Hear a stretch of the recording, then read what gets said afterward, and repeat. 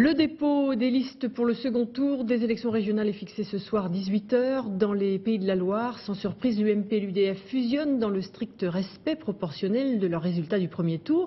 Les deux listes ont totalisé dimanche dernier 44,47% des suffrages exprimés. Les tractations entre François Fillon et Jean Arthuis se sont poursuivies hier jusqu'en fin de journée. Thierry Poirier, Virginie Charbonneau.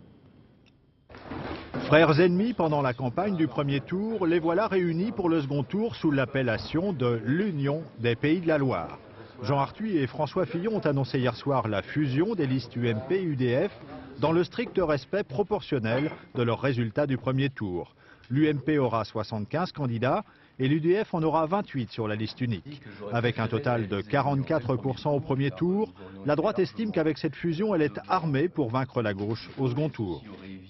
Là où il y a eu deux listes, une liste UMP, une liste UDF, eh bien, on a élargi le score, ce qui prouve donc que nous avions raison d'aller sous nos propres couleurs.